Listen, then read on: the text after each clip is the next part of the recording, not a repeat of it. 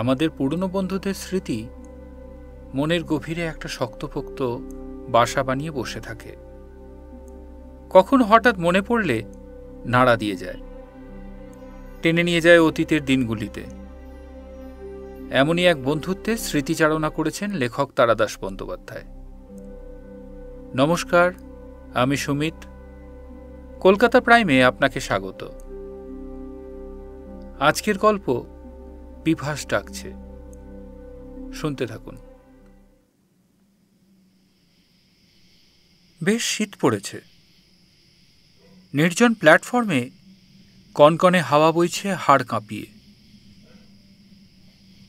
কোটের কলার উল্টে দিয়ে কান ঢেকে মাফলার জড়িয়ে বসে আছি। বিহারের কোনো এক লুপ লাইনের একটি অখ্যাত গ্রাম্য স্টেশন।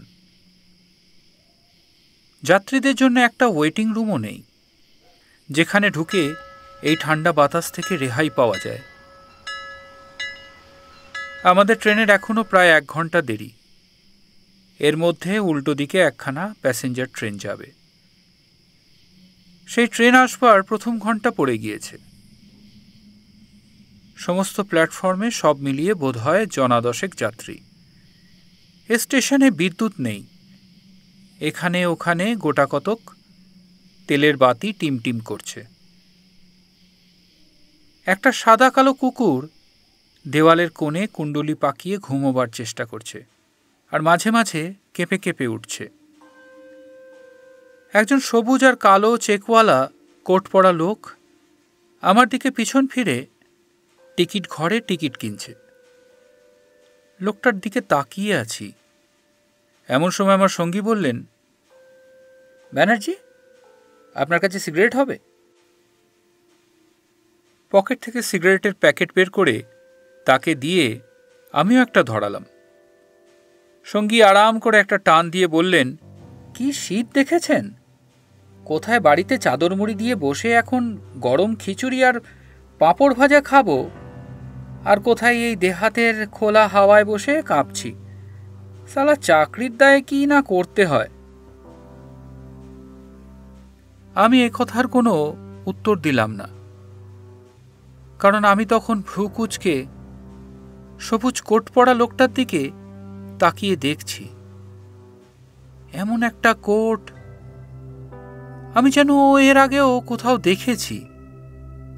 কোথায়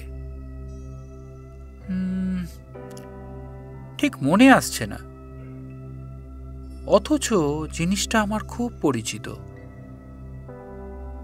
এইরকমই হালকা সবুজ জমির ওপরে কালো চেকওয়ালা টুইডের কোট। আমার নিতান্ত চেনা একজন যেন পড়ত। মনে আসি আসি করেও আসছে না। এরকম হলে ভারী অস্বস্তি হয়। টিকিট কিনে লোকটা সোজা ওদিকে হেঁটে চলে গেল। প্ল্যাটফর্মের সেদিকটায় ঘন অন্ধকার। অবশ্য আমার দিকে হেঁটে এলেও চিনতে পারতাম কিনা সন্দেহ আছে, কারণ ম্লান কয়েকটা তেলের লণ্ঠন অন্ধকারকে আরও রহস্যময় করেছে মাত্র। এমন আলো আধারিতে 3 হাত দূরে থেকে মানুষ চেনা কঠিন। আমার সঙ্গী বোধহয় আমার ভাবান্তর খেয়াল করেননি। বললেন, জমি এদিকে পাওয়া যাবে বলে মনে হয় না। লোহারদাগা কিংবা ডালটনগঞ্জের ওদিকেই খোঁজ করতে হবে। একসঙ্গে এত জমি পাওয়া কঠিন। তারপর বেটারা আমাদের গরজ বুঝতে পেরে দাম চড়িয়ে দিচ্ছে। বললাম, খুব চেনা, খুব। একবার উঠে গিয়ে দেখে আসবো নাকি? না, তাতে লাভ নেই। এদিকে তো তবু কয়েকটা আলো আছে। প্ল্যাটফর্মের ওপ্রান্তের অন্ধকারে লোকটার নাকে নাক ঠেকিয়ে না তাকালে চেনা সম্ভব হবে না। আর যদি অচেনা হয়, তাহলে আমাকে কাছে ঘুরঘুর করতে দেখলে ভয় পেয়ে যেতে পারে। চোরগুন্ডার উৎপাত যা বেড়েছে। বরং দেখি এদিকে আসে কিনা আবার। কিন্তু লোকটা ফিরে আসার আগেই উল্টো দিকের প্যাসেঞ্জার ট্রেন এসে দাঁড়ালো। স্টেশন ১.৫-২ মিনিটের জন্য সরগম হয়ে উঠল। মাটি ফুঁড়ে যেন ৩-৪টে চাওয়ালা আবির্ভূত হয়ে দৌড়ে গেল ট্রেনের দিকে। ৪-৫ জন লোক নামল, ৪-৫ জন উঠল। সবুজ কোট পরা লোকটিও কি এই গাড়িতে উঠবে? ২ মিনিট পরে ট্রেন ছাড়ল। কামরার মধ্যে তীব্র আলো জ্বলছে। নানা ধরনের মুখ জানলায়। তাকিয়ে দেখছি ট্রেনের বেগ একটু একটু করে বাড়ছে। এমন সময় ঘটল ব্যাপারটা। শেষ কামরাটা যখন আমার মুখোমুখি, কামরার উজ্জ্বল আলোয় দেখলাম জানলা দিয়ে মুখ বাড়িয়ে আমার দিকে তাকিয়ে আছে বিভাস। তার গায়ে কালো সবুজ কোট। আমি প্রথমটা যেন বুঝতে পারলাম না কি হচ্ছে। খুব আচমকা কোনো অবাক করা ঘটনা ঘটলে মস্তিষ্ক ঠিকঠাক কাজ করে না। জানলার মুখ, পরিচিত কোট, এসব কিছু আরও অনেক স্মৃতির সঙ্গে জড়িয়ে এক মুহূর্তের ভগ্নাংশের মধ্যে মাথায় কোলাহল বাঁধিয়ে দিল। পর মুহূর্তেই আমি বিভাস বলে চিৎকার করে বেঞ্চি থেকে উঠে দাঁড়ালাম। কামরাটা তখন আমাকে ছাড়িয়ে অনেক দূরে গিয়ে গেছে। গার্ডের গাড়ির পেছনে টেল ল্যাম্প মিলিয়ে আসছে। আমি কি করছি না ভেবেই দুপা দৌড়ে গিয়ে কাজটার অসম্ভবতা বুঝতে পেরে থেমে গেলাম। আমার সঙ্গী ব্যস্ত হয়ে উঠে এসেছেন। একটা দেহাতি কুলি অবাক হয়ে হাঁ করে আমার দিকে তাকিয়ে আছে। গাড়ি চলে গিয়েছে দূরে। ওই গাড়ির শেষ কামরায় বিভাস বসে আছে। কি হলো ব্যানার্জি? চেনা কেউ নাকি? কি হয়েছে? কি হয়েছে কি করে বোঝাই? বিভাস আমার জীবনের সবচেয়ে বড় বন্ধু, সেই স্কুল থেকে। আজ কতদিন পরে বিভাসকে, কিন্তু তা কি করে হয়? তা যে একেবারেই অসম্ভব। 10 বছর আগে বিভাস মারা গিয়েছে। আমি তখন সবে চাকরি পেয়ে পাটনায় আছি। বাবা চিঠি দিয়ে জানিয়েছিলেন বিভাসের মৃত্যু সংবাদ। হঠাৎ মৃত্যু আসে, অন্ত্রে ফুটো হয়ে মারা যায়। 2-3 দিনের মধ্যেই সব শেষ, কিচ্ছু করা যায়নি। ওই সবুজ কোটটা খুব প্রিয় ছিল বিভাসের। ব্যানার্জি? হ্যাঁ হ্যাঁ হ্যাঁ হ্যাঁ হ্যাঁ।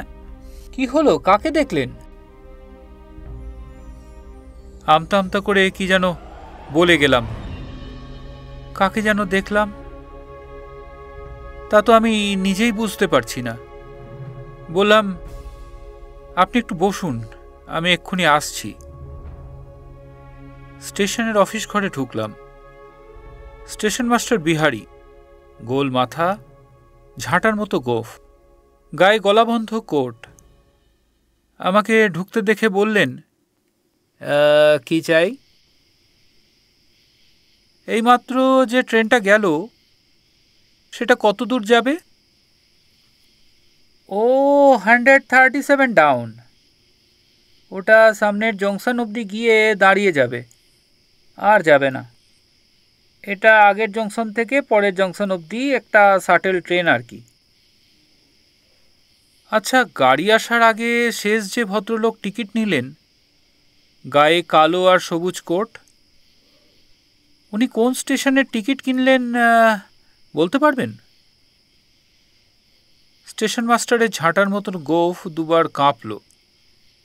দেখলাম সন্দেহে চোখের দৃষ্টি ছুচলো হয়ে এসেছে। কেন বলুন তো? আপনি কে? না মানে উনি আমার একজন বন্ধু। পেছন থেকে দেখে চিনতে পারিনি, পরে ট্রেনের জানলায় মুখ দেখে বুঝলাম। বলতে পারবেন? ভদ্রলোক কিছুক্ষণ কি ভাবলেন, তারপর দেখলেন ঝামেলা মিটিয়ে দেওয়াই ভালো। বললে কারোর ক্ষতি নেই, বরং না বললে ওর ক্ষতির আশঙ্কা আছে। জনহীন স্টেশন, উত্তর না পেলে আমি রেগে গিয়ে কিছু একটা করে বসলে ওকে বাঁচাবার কেউ নেই। তা বলতে পারি আমি, কারণ আমি স্টেশন মাস্টার, আবার আমি টিকিট বাবু। ছোট স্টেশন, বুঝলেন না? আপনার বন্ধু জংশনের টিকিট কেটেছেন, মানে একেবারে শেষ অবধি যাবেন। ওদিকে যাবার আর গাড়ি আছে এখন? না, এখন নেই, ঘন্টা 5 পরে একটা আছে, মিক্সড প্যাসেঞ্জার, শেষ রাতে পৌঁছয়। ধন্যবাদ দিয়ে বেরিয়ে এলাম। সঙ্গী বললেন, কি ব্যাপার ব্যানার্জি, একটু আপসেট লাগছে, এনিথিং রং? বললাম, না, আসলে ওই গাড়িতে আমার ছোটবেলার এক বন্ধুকে যেতে দেখলাম। তাকে আমার খুব দরকার। আপনি একটা কাজ করুন, আপনি রাঁচি ফিরে যান, আমি কাল পরশু আসছি। অফিসে যা হোক একটা বুঝিয়ে দেবেন। আর হ্যাঁ, আমার বাড়িতে একটু খবর দিয়ে যাবেন, শিউলি খুব চিন্তা করবে। কিন্তু আপনি এখন চললেন কোথায়? আমি কোথাও যাচ্ছি না, আপনিই আগে যাবেন। আমি পরের প্যাসেঞ্জারে ওদিকের জংশনে যাব। আপনার বন্ধু কি ততক্ষণ স্টেশনে বসে থাকবে আপনার জন্য? সে কি আপনাকে দেখতে পেয়েছে? বললাম, দেখা যাক। আধ ঘন্টা পরে রাঁচির গাড়িতে চেপে আমার সঙ্গী রওনা হয়ে গেলেন। স্টেশন আবার ফাঁকা। আমার হাতে 5টি দীর্ঘ ঘন্টা। অফিস ঘরে আবার ঢুকে বললাম, একটা কথা বলবো? আমার গলার স্বরে কি লিখতে লিখতে স্টেশন মাস্টার চমকে তাকিয়ে দেখলেন। বলুন। বাইরে বড় শীত, এখানে এই চেয়ারটাতে একটু বসবো? ভয় নেই, আমি চোর ডাকাত নই, ভদ্রলোক। বোধহয় একটু লজ্জা পেলেন ব্রিজপ্রসাদ। এই নামটা বাইরের সরকারি বোর্ডে লেখা দেখে এসেছি। বললেন, না না, চোর ডাকু কেন হবেন, বসুন এই চেয়ারটার আরাম করে। এই ট্রেনে তাহলে গেলেন না? না, একবার জংশন ঘুরে আসি, দেখি বন্ধুকে পাই কিনা। আপনার বাড়ি এখানেই? বাড়ি আড়া জেলা, এইখানে কোয়ার্টারে। আপনি? আমার বাড়ি বাংলায়, রাঁচিতে থেকে চাকরি করি। কোম্পানি একটা নতুন কারখানা খুলবে, তার জন্য জমি খুঁজতে পাঠিয়েছিল। না, একসঙ্গে বেশি জমি কোথাও নেই। কথা বলতে বলতে টিং টং করে ফোনের ঘন্টা বেজে উঠল। ব্রিজপ্রসাদ উঠে গিয়ে বললেন, হ্যালো। আমি আরাম করে চেয়ারে গা এলিয়ে চোখ বুঝে ভাবতে থাকলাম। আমাদের ছোট্ট শহর, শহরের এক প্রান্ত দিয়ে বয়ে গিয়েছে নদী। রোজ বিকেলে আমি আর বিভাস বেড়াতে যেতাম নদীর ধারে। সূর্য অস্ত গিয়েছে, পশ্চিম আকাশ মুখ লাল করে নদীর আয়নায় নিজের ছায়া দেখছে। মাথার উপরে ঘরমুখো পাখির শাড়ি। বিভাস আর আমি দুজনেই তখন কবিতা লিখতাম। অবশ্য সে আর এমন কি কবিতা, এখন মনে হলে হাসি পায়। কিন্তু তখন আমাদের ধারণা ছিল আমরা খুব বড় কবি হব। আমি বেশি দিন কাব্যচর্চা বজায় রাখতে পারিনি। আরও 90 জন মধ্যবিত্ত বাঙালির মতো কলেজ ছেড়েই চাকরিতে ঢুকে পড়লাম। কেবল স্মৃতি হিসেবে খাতা কখানা পড়ে আছে পুরনো একটি সুটকেসের তলায়। কিন্তু বিভাসের মধ্যে সত্যি কিছু প্রতিভা ছিল। নানা কাজের ফাঁকে ফাঁকে ও আমাকে কবিতায় চিঠি লিখত। কয়েকটা কবিতা বেশ ভালো কাগজে ছাপাও হয়েছিল জানি। একদিন নদীর ধারে বসে বিভাস বলেছিল, আচ্ছা, মরে গেলে মানুষ কোথায় যায় রে? আবার জন্মায়? এর উত্তর কি দেব? বললাম, তোর মাথায় এসব ঢুকেছে নাকি? সাধু টাধু হবি না তো? বিভাস বলল, না রে, ভাবলে অবাক লাগে। এই একটা জ্যান্ত মানুষ ঘুরে বেড়াচ্ছে, এই আর সে কোথাও নেই, যায় কোথায়? তারপর একটু চুপ করে থেকে বলল, দেখ, একটা প্রতিজ্ঞা করি আয়।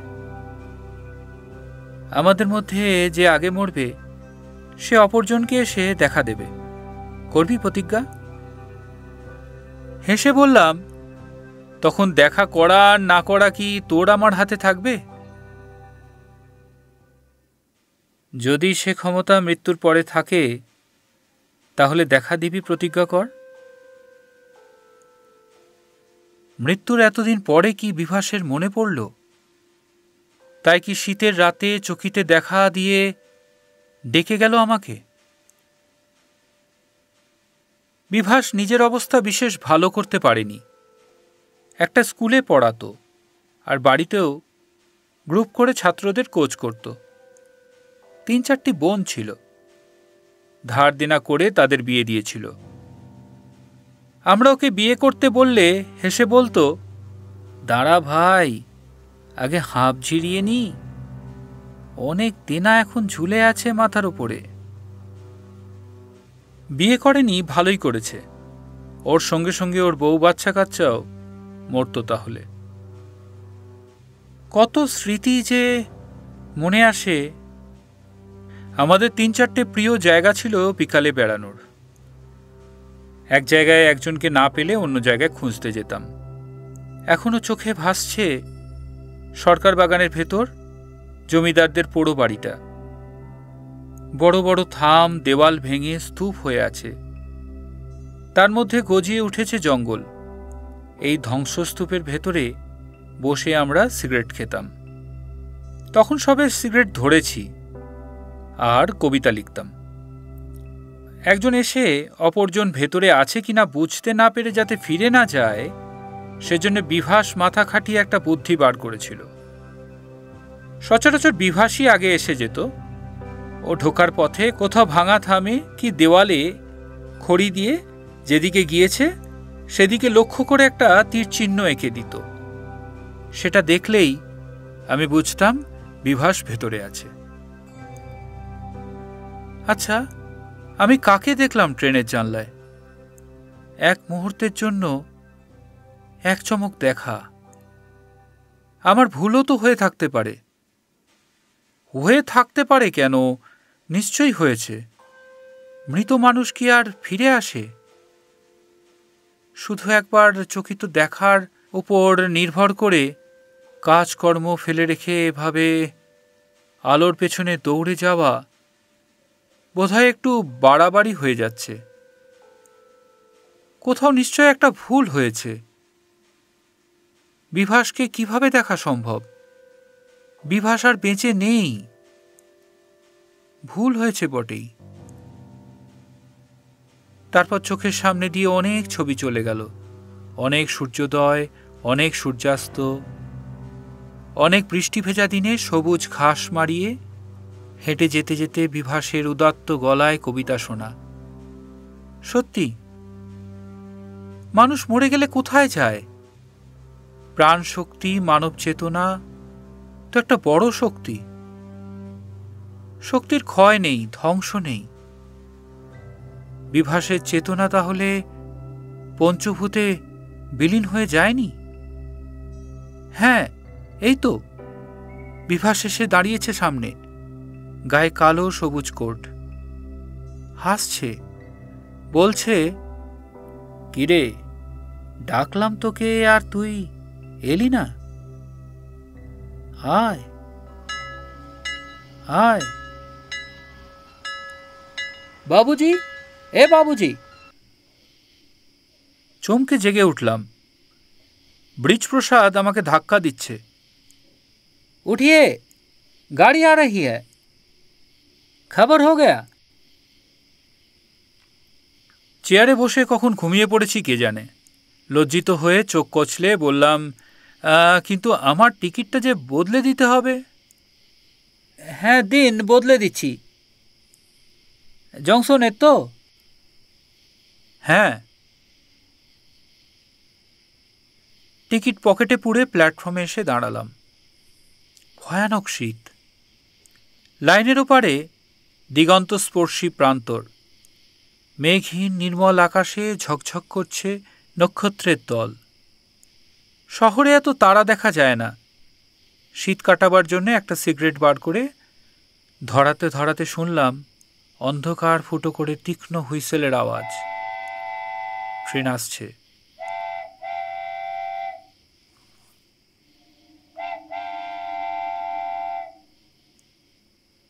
জংশনে যখন পৌঁছলাম তখন রাত প্রায় শেষ। সামান্য আলো ফুটেছে পূর্ব দিকে। বিহারের এক অখ্যাত জংশন। এমন কিছু জমজমাট স্টেশন নয়, তবু এরই মধ্যে চাওয়ালা ঘুম চোখে ট্রেতে কেটলি আর ভাঁড় নিয়ে ঘোরাফেরা করছে। এক ভাঁড় চা কিনে খেলাম। ভাঁড়টা লাইনে ছুঁড়ে ফেলতে ফেলতে মনে হলো, এবার? তাই তো, এবার কি? পাগলের মতো চলে তো এলাম, এখন কোথায় যাব? কে আমাকে বলে দেবে কাল রাতে যাকে আমি দেখেছি সে কে, সে কোথায়? রাতের অন্ধকার কেটে দিন হয়ে আসার সঙ্গে সঙ্গে আমার মনে হচ্ছে একটু ভুলই বোধহয় হয়ে গেল। রাত্রির গভীরতা, নির্জন রহস্যময়তা মানুষের যুক্তিকে দুর্বল করে দেয়। এখন আমার আসন্ন দিনের ম্লান আলোয় দাঁড়িয়ে বড় ক্লান্ত আর অবশ লাগছে। বড্ড ছেলে মানুষই হয়ে গিয়েছে। ফেরবার ট্রেন নিশ্চয়ই এই মুহূর্তে নয়। খুব খিদে পেয়েছে। স্টেশনের বাইরে কোনো খাবারের দোকান পাওয়া যেতে পারে এই ভেবে এগুলাম। হ্যাঁ, আছে দোকান।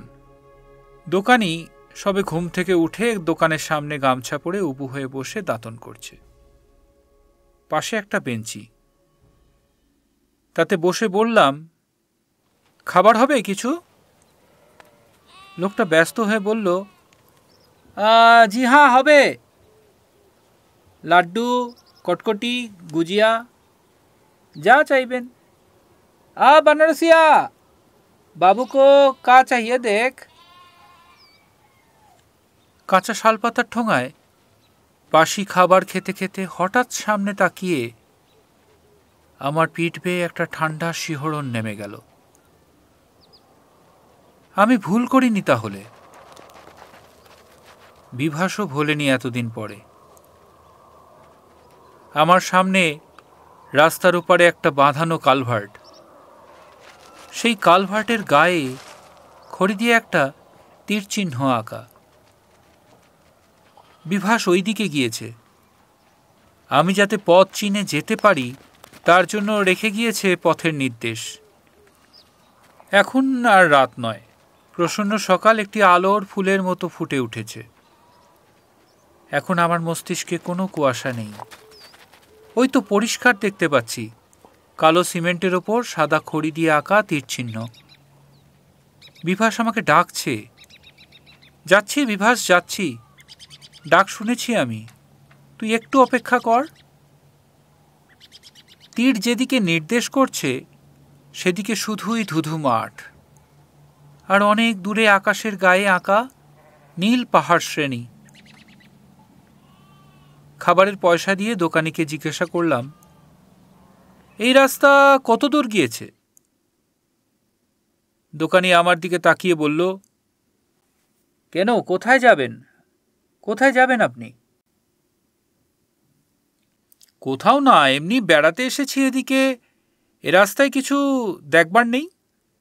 জি বহুত আছে, জঙ্গল, পাহাড়, শহর থেকে লোক আসে দেখতে। আপনি যাবেন? কিসে যাব? বাস আছে, এখনই ওদিক থেকে বাস আসবে। একটু দাঁড়ান, কোলেবিরা থেকে শেষ রাতে ছাড়ে। আসার সময় হলো। বলতে বলতেই একটু ঝরঝরে চেহারার বাস বিকট আওয়াজ করে এসে দাঁড়ালো দোকান থেকে একটু দূরে। 20-25 জন লোক নেমে দ্রুত পায়ে চলে গেল স্টেশনের দিকে। চামড়ার ব্যাগ কাঁধে ধুলো মাখা কন্ডাক্টর এসে বেঞ্চিতে বসে আড়মোড়া ভেঙে বলল, বনরসিয়া, তুরন্ত চায় লাও। আমি তার কাছে গিয়ে বললাম, ভাই এ বাস কোথায় যায়? একটা হাই চেপে লোকটা বলল, কোলেবিরা যাবেন? আমার এক বন্ধু কাল রাত্রিরে এই পথে গিয়েছে, তাকে আমার দরকার। সবুজ কালো কোট পরা কাউকে কি আপনি বাসে উঠতে দেখেছেন? সবুজ কালো কোট? হ্যাঁ, তা দেখেছি। আপনার বাসে উঠেছিল? লোকটার যেন পৃথিবীর কোনো ব্যাপারে ঔৎসুক্য নেই। আঙুল মটকাতে মটকাতে আবার হাঁক পড়ল, আরে বনরসিয়া, চায় তো লাও বাবা, জারকে মারে হাড্ডি গুড্ডি সব জম গিয়া। তারপর আমার দিকে তাকিয়ে বলল, রাত্রিরে লাস্ট ট্রিপ নিয়ে যাবার সময় আপনার সবুজ কোট পরা বন্ধু আমার বাসে উঠেছিলেন। মাঝ রাস্তায় পালঘাটের কাছে নেমে গেছেন। আপনার যদি যাবার থাকে তাহলে ওই বাস দাঁড়িয়ে আছে, উঠে পড়ুন, ঠিক জায়গায় নামিয়ে দেব। 1 ঘন্টা পরে নীল পাহাড়ের পায়ের কাছে আমাকে নামিয়ে দিয়ে বাস কোলেবিরার দিকে চলে গেল। বলতার পাখার আওয়াজের মতো দূরে বাসের ইঞ্জিনের গুঞ্জন মিলিয়ে আসছে। পথের ধারে লাল মাটিতে জন্মানো ঘাসের ওপর জমা শিশিরে চকচক করছে শীতের মিষ্টি রোদ্দুর। একদিকে খোলা প্রান্তর, আর একদিকে ছোট পায়ে চলা সুড়িপথ চলে গিয়েছে পাহাড়ের দিকে। সকালের একটা নিজস্ব গন্ধ আছে, বাতাসে সেই গন্ধ পাচ্ছি। দেখতে দেখতে পথ আমাকে নিয়ে এলো শাল, পিয়াল, কেঁদ গাছের জঙ্গলে। পায়ের নিচে ঝরা পাতার রাশ শিশিরে ভিজে আছে বলে বেশি শব্দ হচ্ছে না। চারিদিকে সুনিবিড় স্তব্ধতা, কেমন শান্তি মিশে আছে আজ সকালের আলোয়। এই তো কাল সন্ধে অবধি কারখানার জমি খুঁজতে ঘুরে বেড়াচ্ছিলাম, বৈষয়িক কথা বলছিলাম পাকা ব্যবসায়ীদের সঙ্গে। এখন মনে হচ্ছে সেসব যেন কবেকার অতীতের কথা। শহরের ধুলো আর গায়ে একটুও লেগে নেই। অরণ্য আরও নিবিড় হয়ে এসেছে। ওপরে তাকালে পাতার ফাঁকে ফাঁকে হীরের কুঁচির মতো আকাশ চোখে পড়ে। দুদিক দিয়ে পাহাড় ঢালু হয়ে এসে সামনে যেন সংকীর্ণ একটা গিরিপথের সৃষ্টি করেছে। কি অপূর্ব সে পথ! ঘন সবুজ গাছপালা ছায়া দিচ্ছে সেই পথে। দু একটা গাঢ় লাল কাঠবাদাম পাতা ঝরে পড়েছে নিঃশব্দে। বাতাস যেন দেব ধূপের সৌরভ। স্বপ্নে দেখা রামধনুর রঙের মতো আলো কোথা থেকে এসে ছড়িয়ে পড়েছে জায়গাটায়। এবং আমার বাঁদিকে একটা বড় পাথরের গায়ে একটা সাদা তীরচিহ্ন নির্দেশ করছে 2 পাহাড়ের মধ্যবর্তী ওই সুন্দর পথের দিকটা। আমি আবার সামনে তাকালাম। সবুজের অলঙ্কারে ছায়ার আলোয় মায়াময় হয়ে আছে পথটা। বনের ভেতরে বাঁক ফিরে চলে গিয়েছে অজানা কোন পরীদের দেশে। সেখানে বিভাস আছে, আর আছে পৃথিবীর উন্মত্ত কোলাহল থেকে দূরে সুগভীর শান্তি। ওখানে একবার পৌঁছতে পারলে আর কষ্ট পেতে হয় না, আর ব্যস্ত হতে হয় না পার্থিব চিন্তার দোলায়। ওখানে একবার পৌঁছতে পারলে আর ফিরে আসতে হয় না। কারা যেন পথের বাঁকের ওপাশে আমার জন্যে মালা নিয়ে দাঁড়িয়ে আছে, শুধু আমার যাওয়ার অপেক্ষা। বিভাস আমাকে ভালোবাসে, তাই সে আমাকে পৃথিবীর কুটকোলাহল থেকে দূরে ওই রামধনুর দেশে নিয়ে যেতে চায়, যেখানে মিষ্টি রোদে পিঠ দিয়ে আমরা দুই বন্ধু সেই কবেকার হারিয়ে যাওয়া ছোটবেলার মতো পাশাপাশি বসে থাকব। বিভাস তাই আমাকে এই পথে ডেকে গিয়েছে। কিন্তু এমন হয় না। ঘুমাবার আগে অনেক কাজ বাকি। শিউলি অপেক্ষা করে আছে, সে আমার জন্য রেঁধে রাখবে। বাড়ি গেলে আসন পেতে খেতে দেবে গরম ধোঁয়া ওঠা ভাত, কাঁকরোল ভাজা, মুগের ডাল। আমি বাড়ি ফিরলে সে হাসবে। আমার ছেলে দৌড়ে এসে বলবে, কি এনেছো আমার জন্য বাবা? এরা সবাই অপেক্ষা করে আছে। এখন আমার বিভাসের সঙ্গে দেখা করা হয়ে উঠবে না।